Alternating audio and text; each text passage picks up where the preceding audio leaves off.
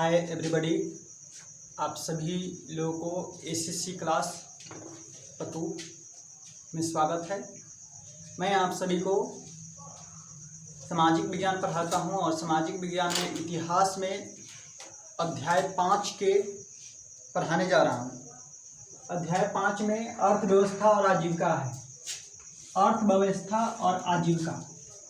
अर्थव्यवस्था इस बात से ही जुड़ा हुआ है कि ये अर्थव्यवस्था का इतिहास है। अर्थव्यवस्था मतलब इकोनॉमिक्स, और इकोनॉमिक्स का हम लोग हिस्ट्री एक तरह से पढ़ने जा रहे हैं। अर्थव्यवस्था में सबसे पहला टॉपिक है परिचय। परिचय में सब टॉपिक है अर्थव्यवस्था और आजीविका।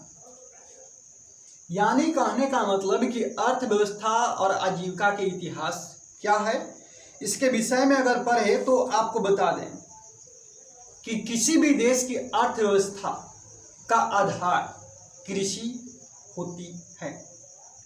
कृषि एवं उद्योग जो है, कृषि सर्वप्रथम और तब जाकर के उद्योग है जो देश के अर्थव्यवस्था की रीढ़ जो है होती है। कृषि और उद्योग परस्पर एक दूसरे से इसलिए जुड़े हुए हैं क्योंकि उद्योग का संचालन बिना कच्चा माल के पॉसिबल नहीं है, और कच्चा माल जो है ज़्यादातर हमको जो है कृषि के उत्पादन से जो है प्राप्त होता है। तो यहाँ पर हम देखेंगे परिचय में, है ना, यहाँ पर दे भी रखे हैं कि किसी भी राष्ट्रीय अर्थव्यवस्था का मूल आधार कृषि एवं उद्योग होता है जिस पर लोगों की आजीविका निर्भर करती है। लोगों की आजीविका, आपको पता है कि खेती करना है तो निश्चित है कि जिसका जमीन है तो केवल वही व्यक्ति अकेले कर सकता है, बिना लोगों के सहयोग की पॉसिबिलिटी नहीं है। उसी में अगर कोई फैक्ट्री लगा हुआ है, कोई इंडस्ट्री लगा हुआ है, तो वह अकेले कंपनी का मालिक सब कुछ नहीं कर सकता है। इसलिए बहुत सारे लोगों को अपने से जोड़ेगा, तभी जाकर के उसका फैक्ट्री अर्थात इंडस्ट्री जो है आगे को चलेगा और बढ़ेगा। तो लोगों के आजीविका जो है इस पर निर्भर करती है। अब फैक्ट्री से वस्तु जो है प्रोडक्ट मतलब निकलेगा तो उसको बेचने के लिए मार्केटिंग की जरूरत होता है। तो एक तरह से आजीविका के रूप में कृषि एवं उद्योग दोनों है, जिससे कि सर्विस सेक्टर अर्थात तीसरा सेक्टर जो है क्रिएट होता है। आपको पता है कि आर्थिक संरचना के 3 स्वरूप होते हैं, प्राथमिक, द्वितीयक एवं तृतीयक। इसे में प्राइमरी सेक्टर, सेकेंडरी सेक्टर और टर्सरी सेक्टर है। प्राथमिक क्षेत्र में आता है कृषि क्षेत्र, और दूसरा द्वितीय क्षेत्र में आता है उद्योग क्षेत्र, और तीसरा में आता है सेवा क्षेत्र। और सेवा क्षेत्र जो है ये दोनों पर निर्भर रहता है। आपको बता दें कि आधुनिक युग में कृषि की तुलना में उद्योगों का महत्व बढ़ गया है। सही बात है। आज आप देख रहे हैं कि लोग खेती से ज्यादा उद्योग की तरफ बढ़ रहे हैं, उद्योग की तरफ भाग रहे हैं। आप देख रहे हैं कि 18वीं शताब्दी के उत्तरार्ध में, 18वीं शताब्दी के उत्तरार्ध मतलब 18वीं शताब्दी के बाद में ब्रिटेन विश्व का पहला जो है देश बना जहां पर कृषि क्षेत्र एवं उद्योग जगत में क्या हुआ, मशीनीकरण। मशीनीकरण मतलब कहने का मतलब कि अब जो है कृषि क्षेत्र और उद्योग जगत यानी कि इंडस्ट्री और एग्रीकल्चर सेक्टर में अब जो है प्रोडक्शन किसके द्वारा, तो जो ह्यूमन बींग्स हैं यानी कि जो मानव है, ह्यूमन बींग्स जो मानव है, जो प्रोडक्शन करने में महत्वपूर्ण भूमिका निभाता है, उसके जगह अब कौन ले लिया, उसकी जगह ले लिया अब मशीन। कौन ले लिया, मशीन। जैसे कि उदाहरण के तौर पर आज के डेट में अगर हम सुनाए जनरल तो रोबोट है कि अब मानव के जगह रोबोट काम करेगा, ठीक ना। जैसे कि आप देखे होंगे कि दिल्ली में एक मेट्रो का परिचालन शुरू हुआ है जिसमें विदाउट ह्यूमन बीइंग यानी कि बिना मानव के, वह रिमोट कंट्रोल के द्वारा चलेगा। ये क्या है, मशीन है। तो अब कौन करेगा, कृषि क्षेत्र एवं उद्योग जगत में मशीन जो है काम करेगा। ये कौन बना विश्व का पहला देश, ब्रिटेन, याद रखिएगा। आपसे प्रश्न पूछेगा, लोग जो है आपसे प्रश्न पूछेंगे कि औद्योगिकरण 18वीं शताब्दी में सबसे पहले कहाँ पर हुआ, तो सबसे पहले ब्रिटेन में हुआ। कब हुआ, तो 18वीं सदी में हुआ। ये प्रश्न जनरली सब कोई पूछेगा, पूछता भी है। इससे औद्योगिकरण के एक नए युग की सूत्रपात हुआ। सही बात है भाई, इंडस्ट्रियलाइजेशन शुरू हुआ। औद्योगिकरण अथवा उद्योगों की बृहद पैमाने पर स्थापना जो है हुई, जो औद्योगिक क्रांति की क्या थी, देन थी। आपसे पूछेगा कि औद्योगिक क्रांति कब हुई थी, तो 18वीं शताब्दी में हुई थी। कहाँ पर हुई थी, तो इंग्लैंड में हुई थी।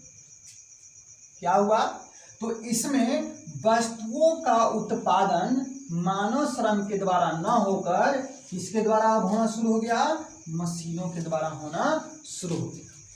मशीनों के द्वारा होना शुरू हो गया।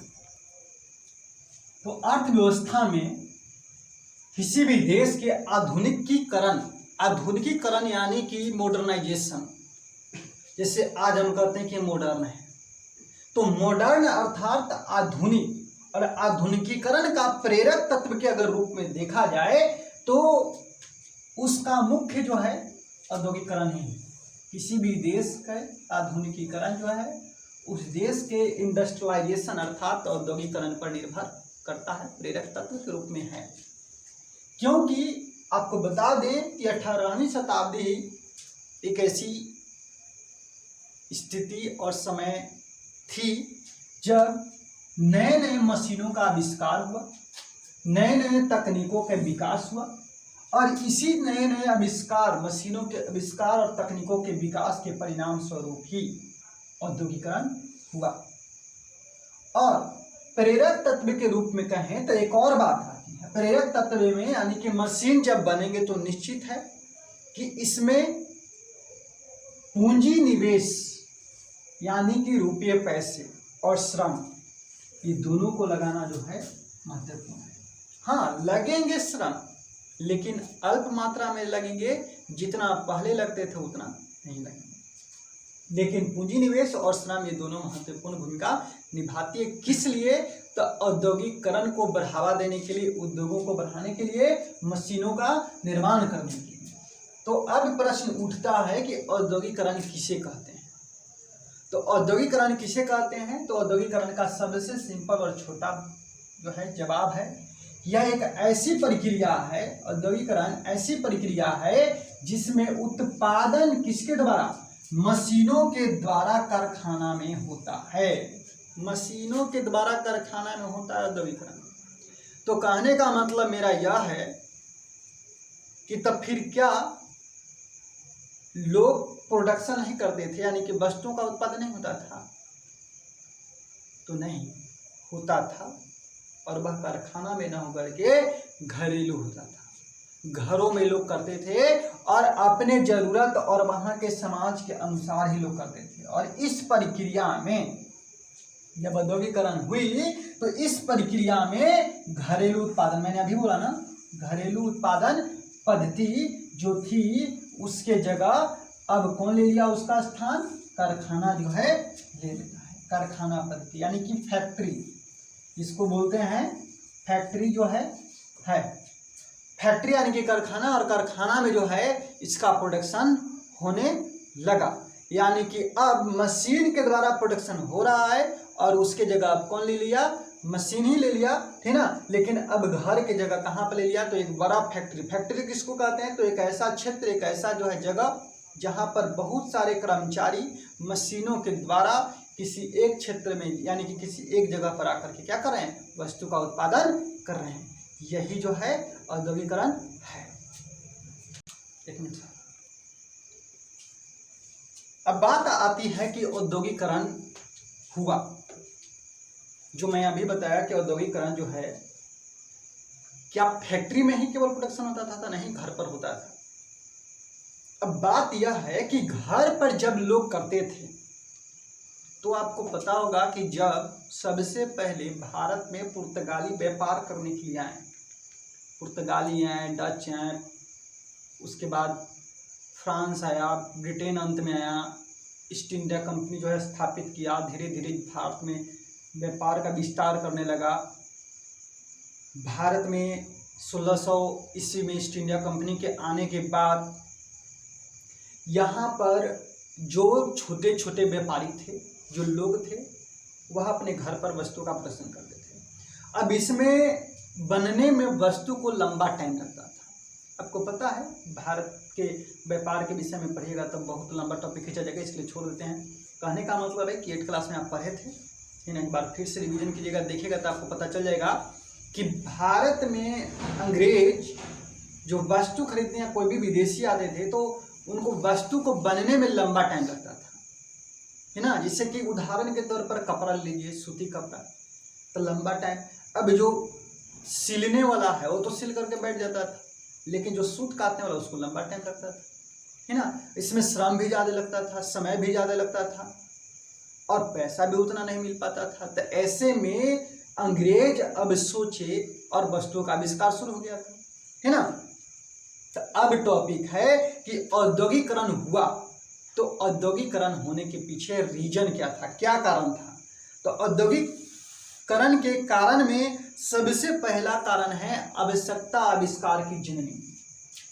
सबसे पहला है आवश्यकता आविष्कार की जननी, जो कि मैंने अभी बताया कि अंग्रेजों को लगने लगा कि ये बहुत लंबा जो है टाइम जाता है, और साथ में वह देखा, अपने देश में भी देखा कि जो वस्तु लोग बना रहे हैं, जो कर रहे हैं, उसमें बहुत ज़्यादा लंबा समय भी लग रहा है, उतना मेहनताना भी हो जा रहा है और कुछ बच भी नहीं पा रहा है। तो ऐसे में लोगों को लगा कि इससे संभव नहीं है, तब जाकर के जरूरत हुई और उस जरूरत के अनुसार लोगों को आविष्कार करना पड़ा। आविष्कार क्या हुआ? तो आविष्कार में अगला टॉपिक है नए नए मशीनों का आविष्कार।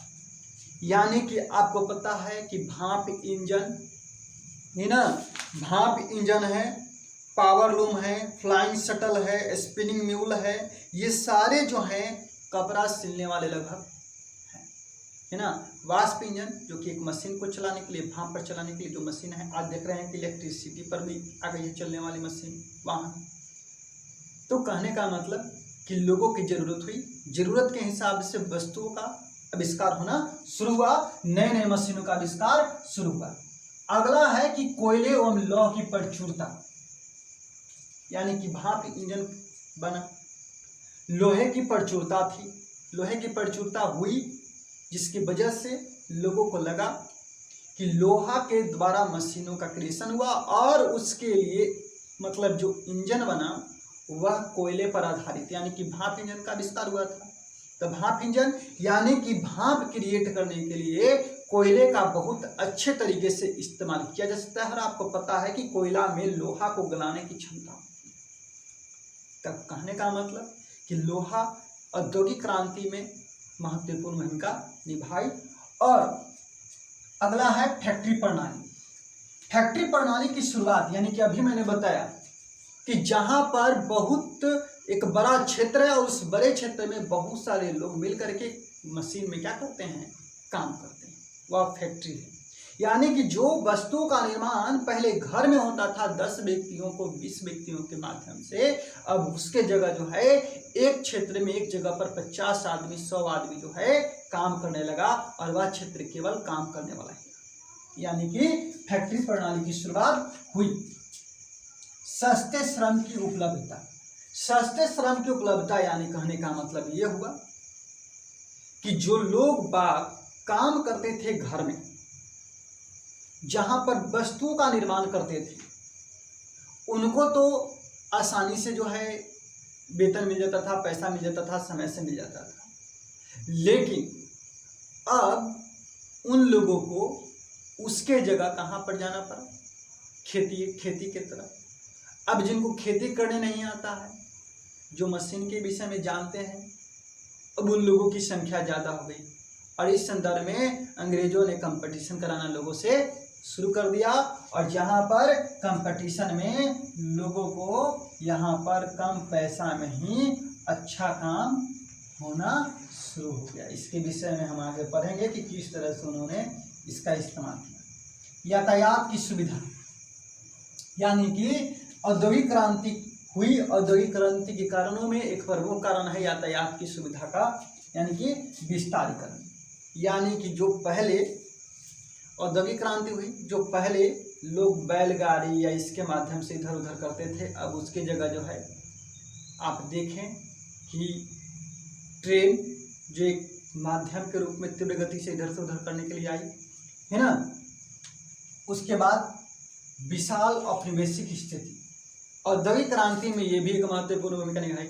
यानी कहने का मतलब कि कच्चा माल भी चाहिए और बेचने के लिए बाजार भी चाहिए। तो जितना ज़्यादा कच्चा माल होगा उतना ही ज़्यादा प्रोडक्शन होगा, और जब प्रोडक्शन होगा तो निश्चित है कि उस प्रोडक्ट को बेचना भी है। तो बेचने के लिए औपनिवेशिक स्थिति यानी कि उपनिवेश स्थापित करना, लोगों के अंदर जो है एक विचारधारा बन गई कि जो जितना ज़्यादा औपनिवेशिक क्षेत्र का विस्तार करेगा उस देश का उतना ही ज़्यादा विकास होगा। और इसी के संदर्भ में औपनिवेशीकरण जो है और ज़्यादा तीव्र हुआ था औद्योगिक क्रांति के कारण, जो कि भारत भी ब्रिटेन का उपनिवेश बना। और इसके विषय में बस इतना ही, हम आगे जो है पढ़ेंगे अगले दिन, है ना। आपके इसी टॉपिक में दिया हुआ है कि विभिन्न जो है वस्तुओं का किस तरह से के लिए आविष्कार हुआ। इसमें से 2, 4, 5 प्रश्न ऑब्जेक्टिव में पूछा जाता है। इसके विषय में थोड़ा सा हम कल और एक्सप्लेन कर देंगे, बता देंगे, है ना, मतलब अगले वीडियो में बता देंगे। और आपको यहीं पर जो है हम धन्यवाद करते हैं। और आप लोग सभी लोग इस क्लास को देखने से पहले आप प्रतिदिन वीडियो को चालू करने से पहले आप जो सब्जेक्ट देखिएगा उसका बुक जो है अपने सामने रख लीजिएगा और उसके बाद जो है अध्ययन कीजिएगा, तो ज़्यादा जो है आपके लिए फ़ायदेमंद होगा। और आप लोग जो है नियमित क्लास कीजिए। थोड़ा सा डिस्टर्बेंस हुआ, 1-2 दिन क्लास जो है मतलब आपका वीडियो इधर ठीक से नहीं अपलोड हो पाया, उसके लिए क्षमा चाहते हैं। थोड़ा सा परिस्थिति खराब होने की वजह से थोड़ा सा हम लोग थोड़ा सा काम में फंस गए थे, इसकी वजह से डिस्टर्ब हो गया है। लेकिन आप सभी अपना जो है अध्ययन जारी रखिएगा, पिछले क्लास को ध्यान में रखिएगा। बहुत बहुत धन्यवाद।